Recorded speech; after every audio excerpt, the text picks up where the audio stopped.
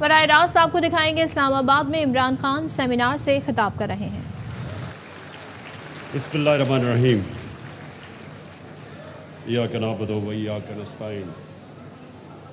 میں سب سے پہلے جناب شعیب شاہین آپ کا شکریہ ادا کرتا ہوں کہ آپ نے مجھے دعوت دی اور اسلام آباد ہائی کورٹ بار نے یہ فنکشن کی، جو کہ ملک کے جو حالات ہیں ان کے اوپر یہ سب سے بڑا یہ ڈیبیٹ رجیم چینج کی، کہ اس کا رجیم چینج اور اس کا فالو آؤٹ، تو میں آپ کا شکریہ ادا کرتا ہوں۔ میں سب سے پہلے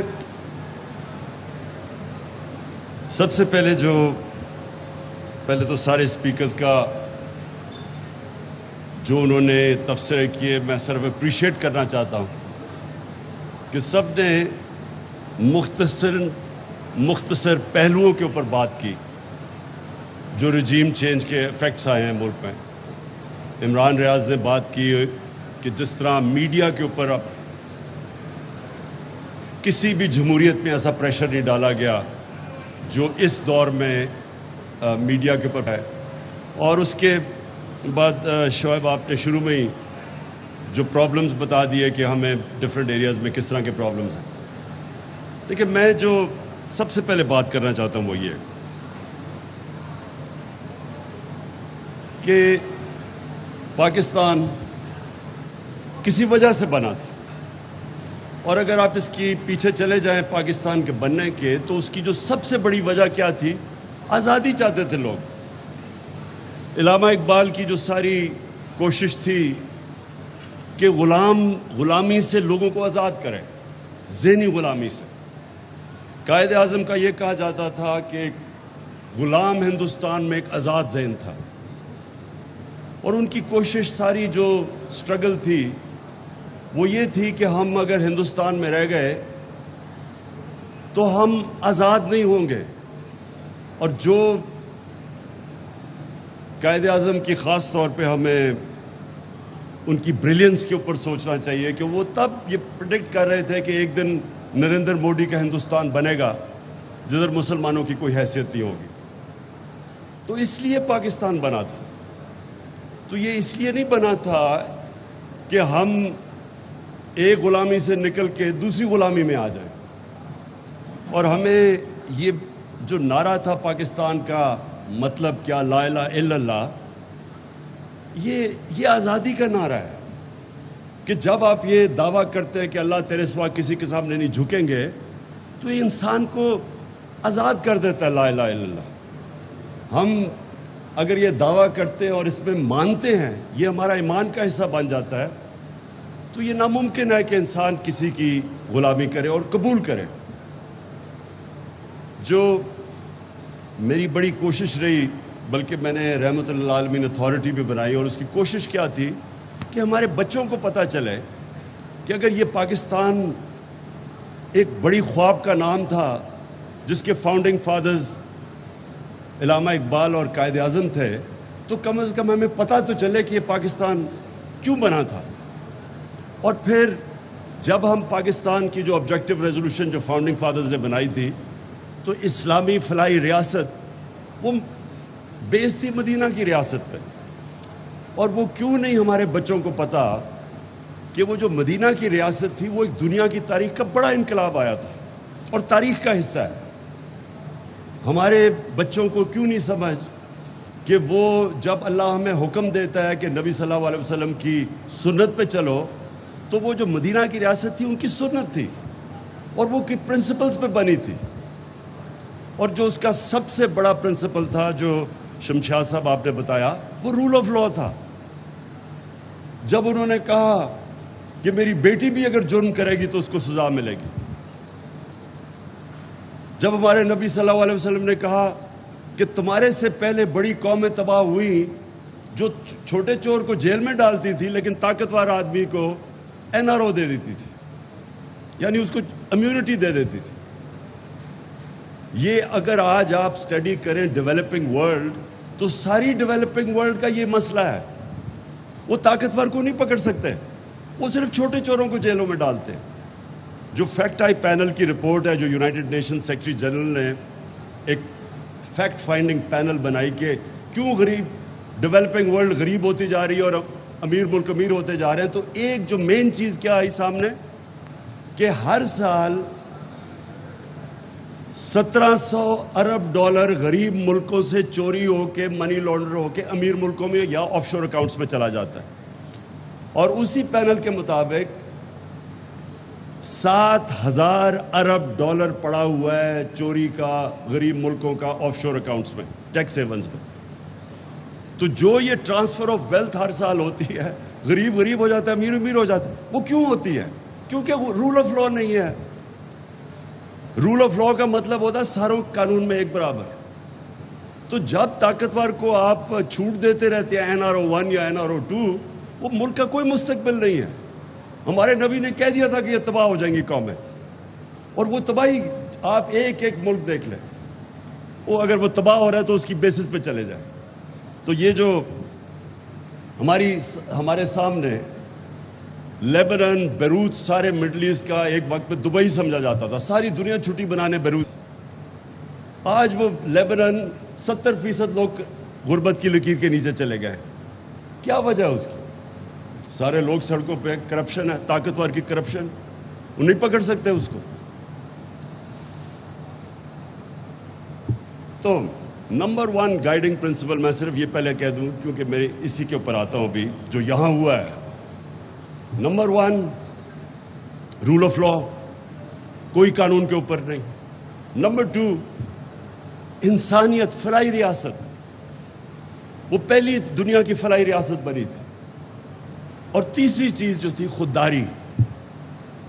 کوئی جب آپ نے لا الہ الا اللہ کہا, آپ کسی کے سامنے نہیں جھکتے. ہمارے نبی صلی اللہ علیہ وسلم نے 637 اور 638 میں 627 اور 628 میں ایک خط لکھتے ہیں رومن ایمپرر کو, بیزنٹائن ایمپرر کو, دوسرا لکھتے ہیں وہ جو پرشین ایمپرر تھا. اور وہاں یہ نہیں لکھتے کہ ہم ابھی ہمارے پاس پیسے نہیں ہیں, ہمارے حالات بہت برے ہیں. وہ کہتے ہیں میں اللہ کا پیغام لے کے آیا ہوں, اپنی بہتری کے لیے تم میرا پیغام اگر اس کے اوپر عمل کرو گے یہ آپ کی بہتری ہے. اور یہ تاریخ کا حصہ ہے کہ 10 سال کے بعد کوئی سوچ تصور بھی نہیں تب کر سکتا تھا. 10 سال کے بعد وہ دونوں ان کے سامنے ایمپائرز گھٹنے ٹیک دیتے ہیں. ہیومن ہسٹری ہے یہ. تو وہ جو اللہ ہمیں حکم کرتا ہے کہ ان کی زندگی سے سیکھو, وہ ہماری بہتری کے لیے ہے. تو جو بیسک پرنسپلز ہے جس کے اوپر وہ کھڑا ہوا تھا, میں جب 18 سال کی عمر میں پہلی دفعہ انگلینڈ گیا تو یہ میں نے دیکھا. انگلینڈ کے اندر پہلی دفعہ میں نے فلاحی ریاست دیکھی کہ ایک آدمی غریب آدمی ہے, اس کے پاس پیسے نہیں ہے, وہ نیشنل ہیلتھ سروس میں جا کے مفت علاج ہوتا تھا. میں جب اپنی والدہ کو لے کے گیا, جب ان کو کینسر تھی, تو وہاں میں نے عجیب سین دیکھا کہ میں پیسے دے رہا تھا اپنی والدہ کے علاج میں. 7 والے بسترے پہ ان کے ایک نیشنل ہیلتھ سروس کی ایک خاتون تھی, مفت علاج ہو رہا تھا اس کا, اور نرسز اور ڈاکٹر کوئی فرق نہیں کر رہے تھے ان دونوں کے بیچ میں. جو ہم نے بیسس شوکت خانہ میں رکھا کہ وہاں اللہ کا کرم ہے, ہم نے بھی یہی فیصلہ کیا کہ جو بھی ڈاکٹرز کو نہیں پتا ہونا چاہیے کہ کون پیسے دے رہا ہے کون نہیں دے رہا, تاکہ دونوں کو ایکول ٹریٹمنٹ دیں. تو وہاں دیکھا میں نے سکولز کے اندر, گرامر سکول, مفت تعلیم مل رہی ہے, کوالٹی ایجوکیشن, ان کے پرائم منسٹرز نکلے ہوئے گرامر سکول. روزگار ہو تو ان امپلائمنٹ بینیفٹس ملتے تھے, عدالت میں جائے تو لیگل ایڈ ملتی تھی, غریب کو پروٹیکشن تھی, فلاحی ریاست تھی. اور رول آف لا آپ کے سامنے ابھی ہوا ہے کہ جب ہم 1100 ارب روپے کی چھوٹ دے رہے ہیں بڑے بڑے ڈاکوؤں کو, وہ برطانیہ کے اندر نو کانفیڈنس ہو رہا ہے بورس جانسن پہ. کس چیز پہ؟ کہ جی وہ اس نے کرونا کے دوران اس نے جا کے باہر ایک لوگوں نے گیدرنگ کر دی اور وہ اجازت نہیں تھی اس کی. یعنی پرائم منسٹر کو وہ نو کانفیڈنس لا رہے ہیں کہ وہ اس نے قانون توڑا, کوئی ڈاکہ نہیں مارا, صرف اس نے وہ قانون توڑ دیا کہ اس نے لوگوں کو کہا تھا کہ آئسولیٹ کر رہے ہیں, اور انہوں نے نہیں کیا, گیدرنگ کر دی. نو کانفیڈنس موشن اپنی پارٹی نے پاس کیا. سو جو رول آف لا اور جو انسانیت وہاں میں نے دیکھی, ہمارے ملک تو بنا ہی تھا ہمارے تو جو فاؤنڈنگ فادرز کی مشن سٹیٹمنٹ ہے ہم تو اس کے آس پاس بھی نہیں کبھی آئے. ہمارے تو یہ دو طبقے چل رہے تھے, رولنگ کلاس, ساری اپرچونٹیز ان کے ہاتھ میں, چھوٹے سے طبقے, باقی لوگوں بیچاروں کے پاس بنیادی ضروریات نہیں ہیں. تو اب آ جائیں اس کے اوپر. میں صرف اب رجیم چینج کی بات کرنا چاہتا ہوں. دیکھیں, پہلے تو مجھے جب میں نے وہ سائفر دیکھا, تو پہلے میں نے 3 دفعہ پڑھا کہ یہ واقعی میں یہ سچ دیکھ رہا ہوں. آپ نے شمسیار صاحب آپ نے کہا کہ پتہ نہیں اس میں نہیں, آپ نے نہیں کہا, جی آپ نے کہا جل صاحب. میں آپ کو بتاؤں کہ میں نے جب پہلی دفعہ پڑھا کہ اگر تم نے نام لے کے, ہم نے سنا ہے کہ عمران خان اکیلا کا فیصلہ تھا روس جانے کا. یہ ذرا سنیں, ہم نے سنا تھا کہ یہ عمران خان کا اکیلا فیصلہ تھا, اور وہ ایمبیسڈر کہہ رہے نہیں, اس کا نہیں فیصلہ تھا, یہ انسٹیٹیوشنل فیصلہ تھا. وہ آگے سے یہ بتا رہا ہے, اور وہ پھر آگے سے کہتا ہے کہ اگر تم نے, اچھا ابھی نو کانفیڈنس موشن ٹیبل نہیں ہوئی اسمبلی میں, وہ 1 دن کے بعد ہوئی ہے. وہ کہہ رہا ہے کہ اگر تم نے عمران خان کو نہ اس میں نو کانفیڈنس کے ذریعے اس کو فارغ نہ کیا تو بڑے کانسیکوینسز ہوں گے پاکستان کے لیے. اور پھر کہتا ہے, اور اگر کامیاب ہو گئی تو all will be forgiven, معاف کر دیا جائے گا پاکستان. میری پہلی انسٹنکٹ, پہلے تو میں نے 3-4 دفعہ پڑھا کہ یہ میں واقعی صحیح پڑھ رہا ہوں. پہلا جو میں سوچ رہا تھا کہ کوئی اس طرح کی 22 کروڑ لوگوں کے الیکٹڈ نمائندگی کوئی ایسی توہین کر سکتا ہے؟ کسی کی جرت ہے کہ اس طرح کا خط کسی کو لکھ دے؟ اور ہمیں بعد میں کسی نے کہا جی وہ یا تو ایسے تو آتے رہتے ہیں مراسلے. کبھی کسی سیلف ریسپیکٹنگ ملک میں اس طرح کا مراسلہ نہیں آ سکتا. یہ ناممکن ہے کہ کسی الیکٹڈ پرائم منسٹر کو کوئی آگے کہے جی اس کو ہٹا دو. تو یہ کتنی توہین ہے ایک ملک کی. یعنی کس طرح کا ایک عام آفیسر کہہ رہا ہے کہ جی اس کو پرائم منسٹر کو ہٹا دو. تو مجھے دوسری حیرت ہوئی کہ میں پرائم منسٹر ہوں, وہ ایمبیسڈر ہے, فورن آفس میرے نیچے ہے, وہ کس کو حکم دے رہا ہے کہ اس کو ہٹا دو پرائم منسٹر کو؟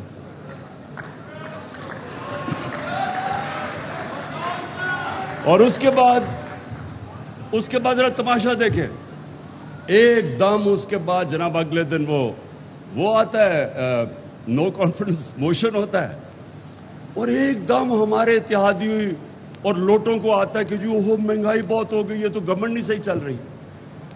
اب یہ سنیں ذرا, پہلے 2 سال ہمارا پہلا اتنا مشکل سال تھا. مشکل سال اس لیے تھا کہ ہمارے پاس 6 ہفتے کے تو ریزروز تھے, ہم پیمنٹس ہی نہیں کر رہے تھے اپنی ایکسٹرنل لائبلٹیز کی. ہم لوگوں کو بھی نہ بتا سکیں کہ وہ روپے پہ پریشر پڑے گا, روپے نہ گر جائے. ریزروز ہمارے نیچے تھے, بھاگے پھرے کبھی ادھر اپنے 3, میں ویسے ان کا شکر بھی کرتا ہوں, یہ جو ہمارے 3 دوست تھے جنہوں نے ہمیں پیسے دیے, تو ہمارے پاس تو بینکرپٹ تھے ہم. پہلے تو ادھر سے مشکل سے نکلے, اور بڑا مشکل وقت تھا, اور IMF نے پھر کنڈیشنز لگائی ہمارے پر, سختی کی, ڈیمانڈ سکویز کی, بے روزگاری تھی, چیزیں انہوں نے, قیمتیں ہم نے بڑھانی پڑی, روپیہ گرا. جب روپیہ گرا, باہر سے ساری امپورٹس مہنگی ہوئی, تو مشکل وقت تھا. اوپر سے کرونا آ گیا اگلے سال, وہ پھر سکویز کیا. تو ہم 2 سال تو بڑے مشکل تھے ہمارے لیے. اور شکر کریں کہ میں نے لاک ڈاؤن نہیں لگا دیا, جو ساری اپوزیشن بار بار کہہ رہی تھی کہ لاک ڈاؤن لگاؤ. لاک ڈاؤن کہتے تو ویسے ہی ہمارا بیڑا غرق ہو گیا تھا. جس دنیا میں ملک میں لاک ڈاؤن لگایا, ذرا دیکھیں تو صحیح, ان کی اکانومیز تو اجڑ گئی. ہم پہلے ہی بری حالات میں تھے. ساروں نے 3 مہینے میں نے سارا پریشر برداشت کیا, نہیں لگایا لاک ڈاؤن پوری طرح, اور اپنی اکانومی بچائی. یہی IMF تھی. ان سے میں نے بات کر کے کنسٹرکشن سیکٹر کے لیے کنسیشن کے روزگار تو انہوں نے دینا تھا. انہی کے ساتھ ہم نے بات کر کے اپنے تھوڑے ٹیکس کم کروائے, ہم نے انسینٹیوز دیے. تو 2 سال تو بڑے مشکل تھے.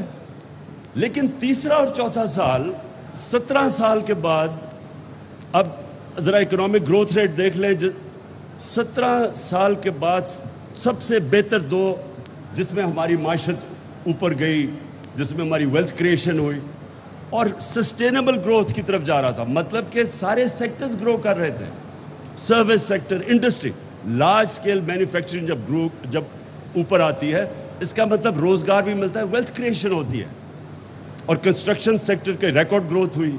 تو ساری, اور پھر زراعت کے اندر جو ہم نے اپنے کسانوں کے لیے انسینٹیوز دیے اور جو ان کی قیمتیں دلوائیں, اور جو شوگر مافیا پیسے نہیں دیتا تھا کسانوں کو, ان سے زبردستی ان کو کسانوں کو پوری قیمت بھی دلوائی, ٹائم پہ پیسہ دلوایا, انہوں نے انویسٹ کیا. تو ہماری 4.4% ہماری زراعت اوپر گئی. تو ایک سسٹینیبل گروتھ پہ تو پاکستان نکل گیا تھا. تو تب ان کو جب 6% گروتھ ریٹ ہو رہی ہے, تو تب ان کو کدھر سے آ گیا کہ جی بڑی مہنگائی ہوگی اور جی حالات بہت برے ہیں. وہ شکر ہے کہ ابھی 2-3 نے بول ہی دیا اسمبلی میں, سچ نکل ہی گیا ان کے منہ سے کہ وہاں حالات تو اچھے تھے. تو اب ہمیں کدھر سے ٹیلی فون آ رہے تھے, اور وہ تو سامنے آ گیا اب سب کے.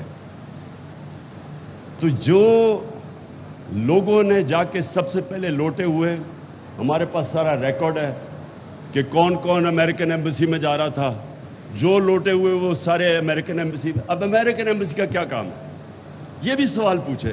میں کیوں چاہتا ہوں کہ سپریم کورٹ, میں کیوں چاہتا ہوں کہ اس کے اوپر پوری ایک جوڈیشل انکوائری بنے. اگر یہ صحیح معنی میں انکوائری ہوگی, میں آپ کو یقین دلاتا ہوں کہ پاکستان کا اس میں اتنا فائدہ ہے, کیونکہ ہم جب انکوائری ہوگی, آپ اپنی غلطیاں تو نہ دہرائیں. جب آپ اتنا بڑا ظلم ہوا کہ آپ نے سارا ایک ملک جا رہا تھا صحیح ڈائریکشن میں, اور میں نے بائی دا وے جا کے اپنے نیوٹرلز کو میں نے بتایا, شوکت ترین کو بھجوایا بتانے کے لیے کہ اس وقت بڑی ڈیلیکٹ ہماری ریکوری ہے. دنیا میں کموڈٹی سپر سائیکل آیا ہوا ہے. اس وقت اگر ہم نے اس کو ڈی سٹیبلائز کیا ملک کو, یہ سنبھال نہیں سکیں گے آپ اکانومی, کیونکہ اس وقت اگر روپیہ گرنا شروع ہو گیا, ہمارے پاس ریزروز ہی اتنے نہیں ہیں, اور ہمیں مشکل پڑی ہوئی ہے کیونکہ قیمتیں اوپر, کموڈٹی پرائسز اوپر گئے, وہ تیل اوپر گیا ہوا تھا. اس سٹیج کے اوپر اس کے باوجود کہ ہم نے بتایا کہ یہاں نیوٹرل ہونا بڑی اچھی چیز ہے, ماشاءاللہ اچھا آپ نیوٹرل ہی رہیں, لیکن یہ اگر سازش کامیاب ہوگی تو کانسیکوینسز ہم نے بتا دیے کہ اس کا یہ کانسیکوینس ہوگا ملک کو, معیشت کے اوپر. اس کے بعد جب وہ چینج لے کے آئے اور یہ جو نیا سیٹ اپ آیا, میں آپ سے نہیں, میں پہلے دن سے کہہ رہا ہوں, جب سے میری پہلی تقریر تھی جب میں پرائم منسٹر بنا, میں نے تب کہا کہ یہ سارے اکٹھے ہوں گے, جمہوریت کے نام پہ ہوں گے. ابھی وہ ڈیموکریٹک موومنٹ کا نام نہیں آیا تھا, جمہوریت کے نام پہ سب اکٹھے ہوں گے, اور ایک ہی ان کا انٹرسٹ ہوگا کہ کسی طرح بلیک میل مجھے اتنا کرے کہ NRO مل جائے. میں اب یہ جو موہت پیرزادہ نے بات کی کہ اس نے مجھے آ کے بتایا, پہلے وارن کیا, وہ تو مجھے ساری خبریں آ رہی تھیں 1 سال سے کہ کیا ہو رہا ہے. خبریں تو مجھے 1 سال سے آ رہی تھیں کہ پلان کیا بنا ہوا ہے. لیکن میں آپ کو آج بتا رہا ہوں کہ ایک چیز میرا ذہن نہیں مان رہا تھا, اور وہ یہ نہیں مان رہا تھا کہ کیا یہ شہباز شریف کو پرائم منسٹر بنا دیں گے, کیا آصف زرداری پھر سے اقتدار میں آ جائے گا. یعنی یہ میں اس لیے آپ کو کہہ رہا ہوں, دیکھیں جو بھی پاکستان کا سوچتا ہے, جس کے باہر اربوں ڈالر نہیں پڑے ہوئے, جس کا جینا مرنا اس ملک میں ہے, تو وہ یہ سارے یہ سوال پوچھیں گے کہ وہ جو 30 سال سے 2 خاندان اس ملک کے اوپر مسلط ہے, میں نہیں کہہ رہا کہ انہوں نے یہ کتنے کرپٹ ہیں. آپ ان کے باہر کتنے اخباروں کے اندر ان کے اوپر آرٹیکلز آئے ہوئے ہیں ان کی کرپشن کے اوپر, انٹرنیشنل میں بات کر رہا ہوں, BBC کی ڈاکیومنٹریز آئی ہوئی ہیں ان کی کرپشن پہ, ہم نے تو نہیں نکالی. کرپشن کے کیسز ان کے اوپر اتنے ہیں کہ آپ کو سمجھ نہیں آتی کس کیس کے اوپر بات کریں. جو NRO 1 لیا انہوں نے, جو جنرل مشرف نے اتنا بڑا ظلم کیا اس ملک کے اوپر, میں نے سب سے زیادہ شور مچایا اس کے اوپر کہ وہ سرے محل جو آصف زرداری بار بار کہتا تھا کہ یہ ہمارا نہیں ہے, اور یہ انہوں نے کنٹیسٹ بھی کیس نہیں کیا جب پاکستانی گورنمنٹ نے انگلینڈ میں کیس کیا, وہ بیک کیا, اس کے پیسے پاکستان کو آنے تھے. $60 ملین پڑے ہوئے تھے سوئٹزرلینڈ میں, وہ پورا کیس میچور ہو گیا تھا, وہ پیسے پاکستان کو آنے تھے. NRO دے کے وہ معاف کر دیا, وہ جو پاکستان کو وہ انہوں نے وہ بھی ہضم کر لیا.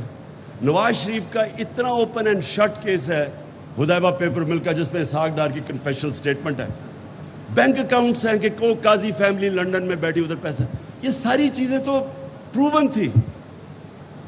वो NRO 1 दिया गया, वो सारी माफ़ की गई। 10 साल की करप्शन इन्होंने की। इनके दौर के सारे केसेस हैं 95%, हमारे तो दौर के केसेस ही नहीं है। हमारा तो सिर्फ एक TT का केस है शहबाज शरीफ का, और एक ये जो मकसूद चपरासी वाला केस है FIA का, बाकी तो सारे पुराने केसेस हैं। तो वो केसेस जो हमें 3.5 साल कह रहे थे, और ये इसहाक डार इनके दौर में भागा है, नवाज शरीफ के बेटे इनके दौर में भागे, ये दामाद शहबाज शरीफ का इसके दौर में भागा है। तो हमारे दौर के तो सिर्फ हमें ब्लैकमेल किया जा रहा था NRO देने का। तो मेरा पॉइंट ये है कि कैसे कोई सोच सकता था इनको मुल्क के ऊपर लाने के लिए?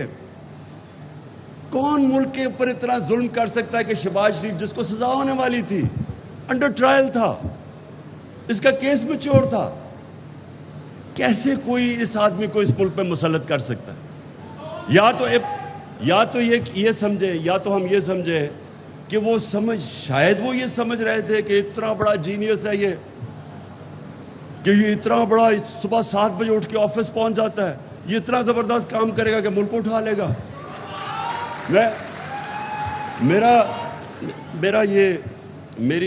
मुझे फिर ये अब थोड़ा शक होना शुरू हो गया कि वो जो 50 अरब रुपया शहबाज शरीफ ने इश्तिहारों पे खर्च किया था, जो सारी डेवलपमेंट इश्तिहारों में थी, वो शायद उससे समझ गए हों, इश्तिहार में इतनी डेवलपमेंट थी, शायद वो इस गलत फहमी में थे कि ये एकदम मुल्क टर्न अराउंड कर देगा। लेकिन क्वेश्चन अब ये है, कौन इसकी जिम्मेदारी उठाएगा कि रजीम चेंज के बाद, जिधर अब पाकिस्तान इकोनॉमिक सर्वे के अंदर सारी फिगर्स दी हुई हैं, आप वो पढ़ लें तो उसमें सारी आपकी फिगर्स हैं, जो इस गवर्नमेंट की इकोनॉमिक सर्वे है उसमें एक एक फिगर दी हुई है। पाकिस्तान सारे टारगेट से हमने ज़्यादा अचीव किया। पाकिस्तान की तारीख में सबसे ज़्यादा टैक्स कलेक्शन हुई है, रिमिटेंसेस हुई हैं, ओवरसीज पाकिस्तानीज ने सबसे ज़्यादा पैसा भेजा है। हमारी जो असल में मुल्क तब तरक्की करता है जब उसकी एक्सपोर्ट्स ऊपर जाती है। नून लीग के 5 साल में तो एक्सपोर्ट्स शायद ही ऊपर हिली नहीं, वहाँ से वहीं की वहीं फंसी हुई थी, हमारी रिकॉर्ड एक्सपोर्ट्स थी। और जो फिर से मैं कह रहा हूँ, ज़राअत जो तरक्की की, तो जब एक मुल्क उधर जा रहा था और आज महंगाई आसमानों पे और इकॉनमी नीचे, कौन जिम्मेदार है इसका? कौन? जो एक मिनट, तो मैं ये इसलिए कह रहा हूँ कि ये जो, अगर हमने पाकिस्तान में इस तरह की चीज़ें आगे से रोकनी है, ये बड़ा ज़रूरी है। प्रेसिडेंट ऑफ पाकिस्तान ने सुप्रीम कोर्ट को लिखा हुआ है कि इन्वेस्टिगेट करें, वो साइफर भी भेजा हुआ है कि इसके ऊपर इन्वेस्टिगेट तो करें, ओपन इंक्वायरी करें इसके ऊपर, ताकि आगे से ये चीज़ें ना हों, ताकि मुल्क कम से कम हमें पता तो चले कि कौन जिम्मेदार है। आपने बात ठीक की, शमशाद साहब 25 साल के बाद वो हमूदुर रहमान रिपोर्ट आई, लेकिन कोई ये बात नहीं करता कि कभी किसी ने ये पूछा है कि जब ये हम जनरल मुशर्रफ लेके गया था हमें अमेरिका की वॉर ऑन टेरर में, और वो खुद अपनी किताब में लिखता है कि वो रिचर्ड आर्मिटेज का थ्रेट आई, धमकी कि हम will bomb you to stone age, हमने उसमें शिरकत की। और मुझे याद है हम पूछते थे मुशर्रफ से शुरू में कि हम क्यों इस जंग में शामिल हो रहे हैं, तो हर किस्म का हम शामिल नहीं हो रहे हैं, हम सिर्फ लॉजिस्टिकल सपोर्ट दे रहे हैं और इस तरह की बातें करते थे।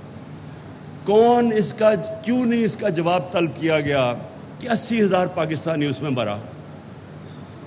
खुद गवर्नमेंट कहती है कि $150 अरब से ज़्यादा हमें नुकसान हुआ, 35 लाख लोग नकल मकानी हुई।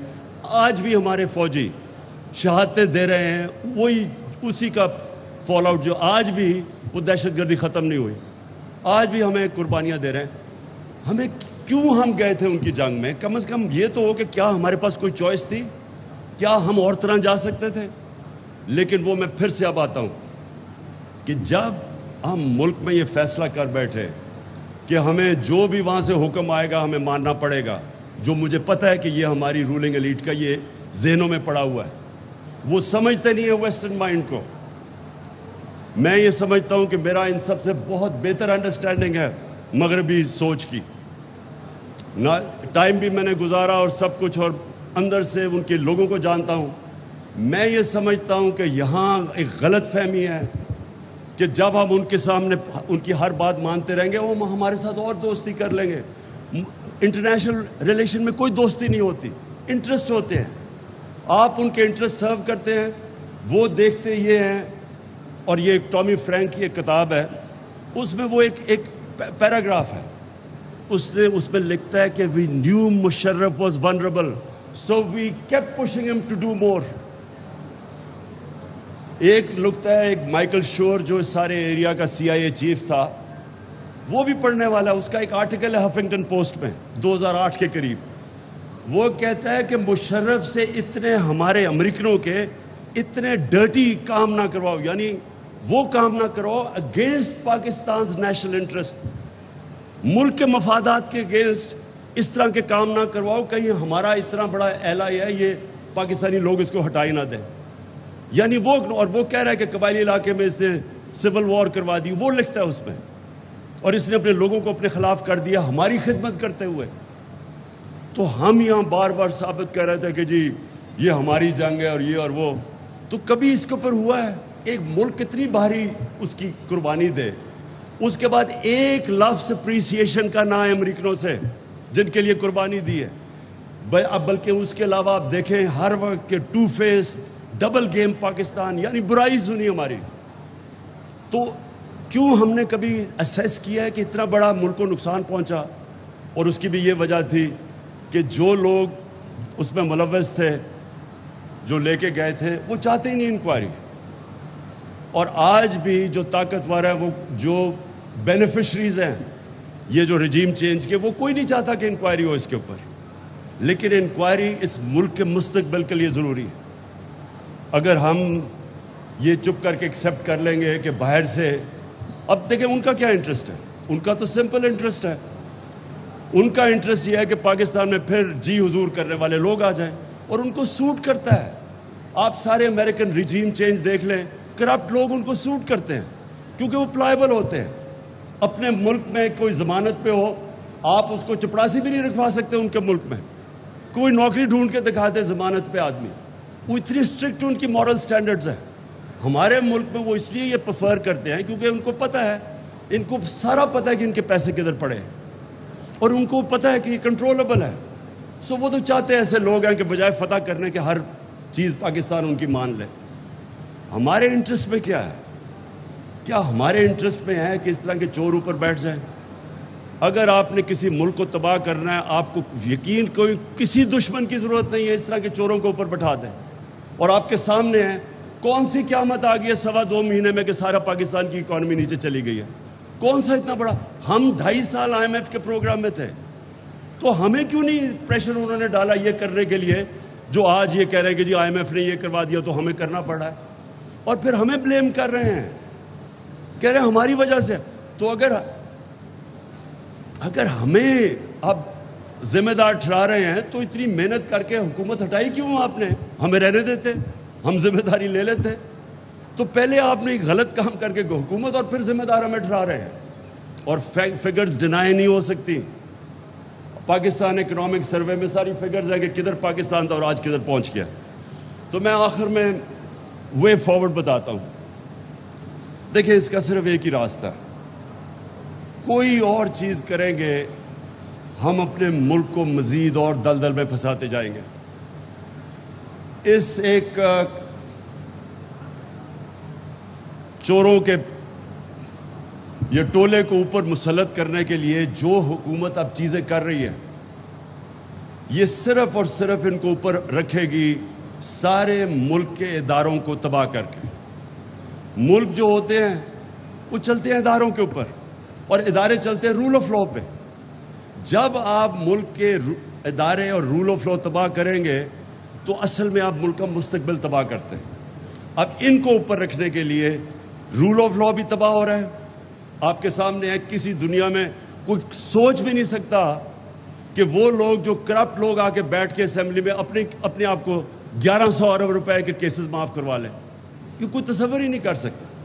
یہ تو ٹوٹل کانفلکٹ آف انٹرسٹ ہے. ہم سپریم کورٹ میں گئے اور امید لگائی ہوئی ہے سپریم کورٹ سے, تو رول آف لا تو پہلے وہیں ختم ہو گیا. پھر نیب ختم کر دی. جو نیب کے اندر امینڈمنٹس لائی ہیں, نیب اب کچھ نہیں کر سکتی. انہوں نے منی لانڈرنگ ہی ختم کر دی ہے. باہر سے اگر پتہ چلے میرے کوئی $10 ارب باہر پڑا ہوا ہے یا جتنا بھی پڑا ہوا ہے, میں اگر انفارمیشن مجھے باہر سے آ بھی جائے, وہ ان ایڈمیسیبل ہے پاکستان میں. پھر اگر میں پبلک آفس ہولڈر ہوں, میں اپنے رشتہ داروں کے نام, اپنی بیوی بچوں کے نام پراپرٹیز کر دوں, وہ بھی انہوں نے نکال دیا اس میں سے, بینامی ختم کر دیا. انہوں نے وہ چیزیں کی ہیں کہ جو وائٹ کالر کرائم کو پکڑنا امپاسبل کر دیا. اب تو انہوں نے یہی نہیں اپنے آپ کو بچاتے بچاتے ساروں کے لیے دروازے کھول دیے چوری کے. اس کے بعد الیکشن کمیشن, جو حرکت الیکشن کمیشن کری, ابھی جو کراچی سے سندھ میں الیکشن ہوا ہے, ہمیں تو چھوڑے پی ٹی آئی کیا کہہ رہی ہے, پوچھ لیں ان کے اپنے اتحادی جے یو آئی سے اور ایم کیو ایم سے, وہ کیا کہہ رہے ہیں الیکشنز کے متعلق. 15% الیکشن انٹیریئر سندھ میں انہوں نے ان اپوزڈ جتا دیے, اور پوچھے تو صحیح ان اپوزڈ کیسے ہے. انہوں نے پولیس اور جو استعمال کیا, لوگوں کو اٹھا لیا, وہی جو حرکتیں جو ذوالفقار علی بھٹو نے 1977 کے اندر, اس نے بھی تھوڑے سے لوگوں کو ان اپوز کروایا تھا, اس سے شور مچا تھا. یہاں تو 15% سیٹیں ان اپوزڈ ہو گئی ہیں. تو پوچھیں تو صحیح کہ کیوں ان اپوزڈ ہوئی ہے. تو وہ جو جس طرح کا وہ الیکشن ہوا, ابھی جو 20 حلقوں میں پنجاب میں الیکشن ہو رہا ہے, جو اس وقت مداخلت ہو رہی ہے, جس لیول کی مداخلت ہو رہی ہے اس الیکشن کے اندر, ٹیلی فون کال کر کے میں انٹرویو کر رہا لوگوں کو ٹکٹ دینے کے لیے, 2 کینڈیڈیٹس نے مجھے بتایا کہ ہمیں ان نون نمبر سے ٹیلی فون آیا کہ آپ نے ان کے ٹکٹ نہیں لینے. تو جس لیول کی مداخلت ہے, اب اگر اسی طرح کے انہوں نے الیکشن کروانے ہیں, الیکشن کمیشن ڈسکریڈیٹڈ, وہ ہو ہی رہی ہے. Election commission ڈسکریڈیٹڈ. پارلیمنٹ کا یہ حال ہے کہ اگر راجہ ریاض پارلیمنٹ کا اپوزیشن لیڈر سمجھ لیں پارلیمنٹ کی کیا اہمیت ہے. پنجاب اسمبلی میں جو پنجاب اسمبلی میں ہو رہا ہے, یعنی 2.5 مہینے سے جس طرح پنجاب چل رہا ہے, تو یہ مداخلت کے بعد, یہ جو سازش کے بعد, پنجاب کے جو حالات دیکھ لیں. کوئی پوچھے تو صحیح کہ وہاں ہو کیا رہا ہے. جس طرح اور یہ جو آج فیصلہ بھی آیا ہے, ویسے میں یہ واضح کر دوں, ہم کل سپریم کورٹ میں جا رہے ہیں اس فیصلے کے اوپر کہ حمزہ اب کیسے چیف منسٹر بن سکتا ہے. جب انہوں نے کہہ دیا اس کی الیکشن ہی غلط ہوئی ہے, تو وہ چیف منسٹر کس پہ ہے. تو ساری جو چیزیں ہو رہی ہیں, نہ اسمبلیز فنکشنل ہیں, نہ اس ملک کی الیکشن کمیشن کے اوپر کسی کو اعتماد ہے.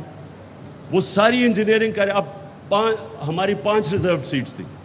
سیدھا قانون تھا کہ جناب جیسے ہی ہماری جو لوٹے گئے تو 5 نئے آنے چاہیے تھے. وہ آئین میں ہے.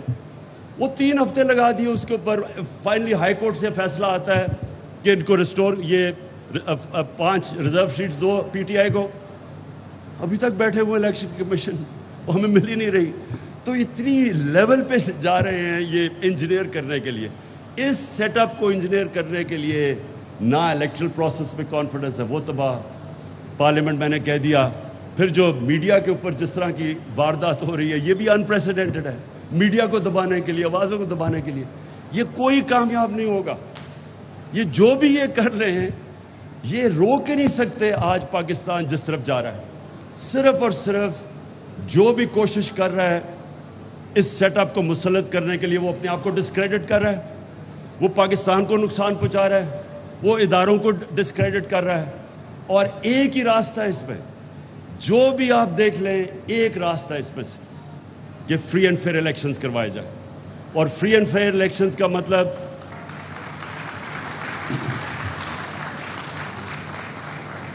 کریڈیبل الیکشنز, جس الیکشنز کی کریڈیبلٹی ہو. وہ الیکشن نہ یہ جو بھی اس وقت پنجاب میں ہو رہا ہے, یہ جو سندھ میں الیکشن کروائے گئے ہیں, اس الیکشن سے مزید اور انتشار بڑھے گا.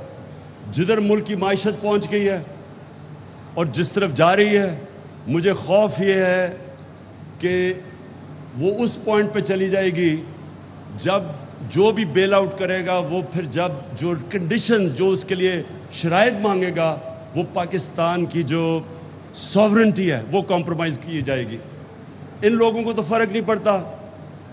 جن لوگوں کو پیسے سے پیار ہے, جو صرف اپنی کرپشن بچانے کے لیے آئے تھے اور اپنی مزید کرپشن کرنے کے, ان کو تو فرق ہی نہیں پڑتا کہ پاکستان جو ایک عظیم خواب کا نام تھا، میں ہمیشہ سمجھتا ہوں کہ وہ کسی وجہ سے بنا تھا. ان کو تو فرق ہی نہیں پڑتا کہ اگر ہم کشمیریوں کی سٹرگل کی قبر کھود دیں، ہم ہندوستان سے ٹریڈ بھی شروع کر دیں، جو کشمیر میں ہو رہا ہے اس کو نظر انداز کریں. جو پہلے بھی کیا تھا نواز شریف نے، ملا ہی نہیں تھا حریت ممبر سے جب وہ موڈی کی وہ کورونیشن پہ گیا. نہ ان کو فرق پڑتا ہے. ابھی میں سن رہا ہوں کہ جی اسرائیل کو ہم ایکسیپٹ کر لیں یا اسرائیل سے ہمیں فائدے ہو سکتے ہیں. تو اگر آپ کا نظریہ ہی نہیں ہو تو کچھ بھی کر لیں. ان کو یہ بھی نہیں فرق پڑتا بیسز رکھیں، کیونکہ ان کو یہ نہیں کہ جو ہمارے 80,000 لوگ مرے تھے کسی کی کانفلکٹ میں شرکت کرنے کے، ان کو اس کا بھی نہیں ہے کہ بس جی ڈالر آ جائیں گے تھوڑے سے. تو جن کا نظریہ ہی نہیں ہے ان کے لیے تو کوئی پرابلم نہیں ہے. لیکن جو ہماری طرح کے لوگ سمجھتے ہیں کہ پاکستان ایک بڑے نظریے کا نام تھا اور اس کا نعرہ تھا، عظیم نعرہ تھا کہ اے اللہ تیرے سوا کوئی اور خدا نہیں ہے، تو وہ ان کے لیے تو یہ اگر اسی طرح ہی رہنا تھا تو بنا کیوں پاکستان پر؟ اگر آپ نے یہی کمپرومائزز کرنی ہے تو وہ کہتے ہیں نا those who don't stand for any thing fall for every thing, کہ آپ کا جب کوئی نظریہ نہیں ہے تو کسی چیز بھی مان لو. اس لیے یہ بڑا اصل میں یہ دو نظریوں کا فرق ہے. ایک یہ وہ مٹیریلز جو ذات کے لیے آئے ہیں، جو 30 سال سے بیٹھے ہوئے دو خاندان، جنہوں کو کوئی فرق نہیں پڑا کہ ایمل کانسی کو پکڑا دو، ان کو کوئی فرق نہیں پڑا جب وہ رمزی یوسف کو پکڑا دو ان کو پاکستان کے قانون بائی پاس کر کے، کوئی فرق نہیں پڑا جب وہ ریمنڈ ڈیوس نے دو لوگوں کو گولیاں مار دی مزنگ شہر کے بیچ میں، اس کو واپس دے دو. ان کو تو کوئی فرق ہی نہیں پڑتا. یہاں جب 400 ڈرون اٹیک ہوئے ان دونوں کے دور میں، کوئی شرم نہیں ان کو آئی کہ کبھی کوئی دنیا اجازت دیتی ہے جج، جوری اور ایکسیکیوشنر کسی کو بننے کے لیے کہ آپ ہی فیصلہ کریں. 8,000 دور آدمی بیٹھ کے کمپیوٹر گیم سے لوگ مار رہے ہیں یہاں پاکستان میں، اور یہ دونوں لیڈر چپ کر کے بیٹھے ہوئے تھے. ان کو کیا فرق پڑتا ہے اس سے؟ فرق تو ان لوگوں کو پڑتا ہے جو سمجھتے ہیں. اور جو اکثریت ہے اس ملک کی اکثریت بلیو کرتی ہے نظریہ پاکستان میں.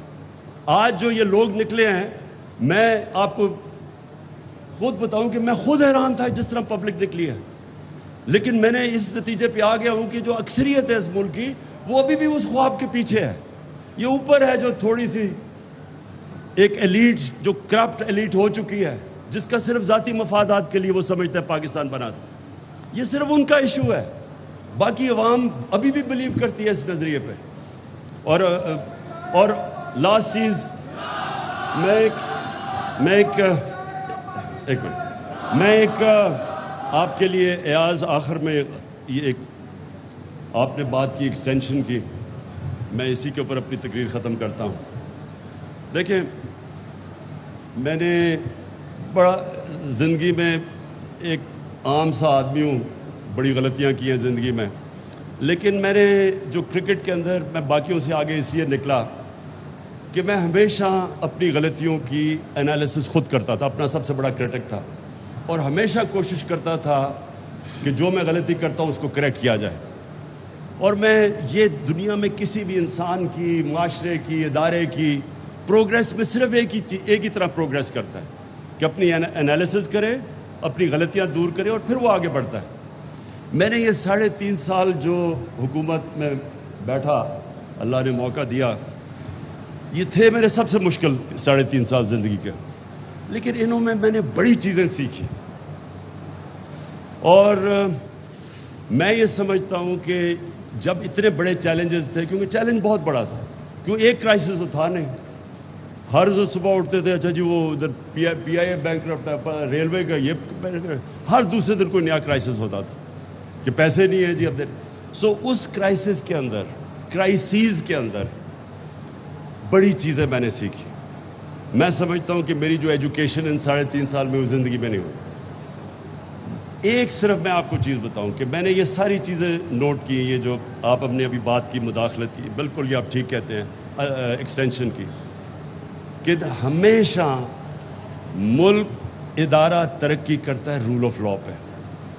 آج شوکت خانم ایک انٹرنیشنل لیول کے 2 ہاسپٹلز ہیں، وہ صرف رول آف لا پہ ترقی کرتے ہیں، میریٹوکریسی پہ کرتے ہیں. آج چائنا کی جو سب سے بڑی وجہ ہے تیزی سے اوپر آنے کی، ان کی بڑا زبردست الیکٹرل پالیٹکس، الیکٹرل ڈیموکریسی نہیں ہے، لیکن میریٹوکریسی کا زبردست سسٹم ہے. میریٹوکریسی اور رول آف لا ساتھ ساتھ جاتے ہیں. لیکن ہمارا مسئلہ یہ تھا کہ اتنے زیادہ پرابلمس تھے کہ میں صبح اٹھ کے ہمیشہ سوچتا تھا کہ آج میں نے کتنے پرابلمس کو ڈیل کرنا ہے، کہ میں نے پھر پرائرٹائز کرتا تھا کہ آج میں صرف یہ پرابلمس کو ڈیل کروں گا، کیونکہ آپ ساروں کو تو کر ہی نہیں سکتے تھے. ملک کے اندر ایک انسٹیٹیوشنل بریک ڈاؤن ہے، اور وہ آیا 30 سالوں سے دیر سے آ رہا تھا. جب آپ مارشل لا لگاتے ہیں تو سب سے پہلے ادارے ختم ہو جاتے ہیں، رول آف لا ختم ہوتا ہے. اور جو ہمارے ڈیموکریٹس تھے انہوں نے کبھی بھی ان کا رول آف لا ایشو ہی نہیں تھا. Relaxation of all the rules تو نواز شریف نے شروع کیا تھا. Relaxation of all the rules means rule of law کو توڑنا. سو جو ملک کے مسئلے تھے جو میں نے اسٹڈی کرتا گیا over the period of time, میں آپ کو یہ کہہ دوں کہ یہ آپ بات بالکل ٹھیک کہہ رہے ہیں، لیکن اس جو کانٹیکسٹ میں آپریٹ کر رہا تھا مجھے بڑا کیئرفلی دیکھنا پڑتا تھا کہ یہ مسئلے ہیں اور میں سارے نہیں ڈیل کر سکتا ایک وقت. تو پھر مجھے پک اینڈ چوز کرنا پڑتا تھا، پرائرٹائز کرنا پڑتا تھا. اور ہم واپس دیکھتا ہوں بہت چیز بہتر کر سکتے تھے، بڑی چیزیں اور بہتر کر سکتے تھے، لیکن اس ساروں کے باوجود جو کرائسس تھے، میں یہ سمجھتا ہوں کہ بینکرپٹ اکانومی، کووڈ-19 جو ایک دنیا میں 100 سال میں ایک دفعہ کرائسس آتا ہے، اس کے اندر سے ہم جو سٹیئر کیا، اور پھر یہ سپر سائیکل کموڈٹی کا اور یوکرین کی وجہ سے. اگر آج میں پیچھے دیکھوں تو جب میں شروع کیا تھا 3.5 سال پہلے، اور میں اینڈ میں دیکھوں کہ جو آج اکنامک سروے میں پاکستان کی آل راؤنڈ گروتھ تھی، IMF نے بھی کہا سسٹینیبل گروتھ تھی، اگر یہ ہو سکتی تو میں سمجھتا ہوں کہ یہ اس کانٹیکسٹ میں ہمارا بڑا کامیاب، بیئرنگ ان مائنڈ جتنے کرائسس تھے، 17 سال میں سب سے زیادہ بہتر اکنامک گروتھ پچھلے 2 سال میں ہوئی تھی. میں سمجھتا ہوں کہ یہ ہماری بہت بڑی کامیابی تھی. Thank you G.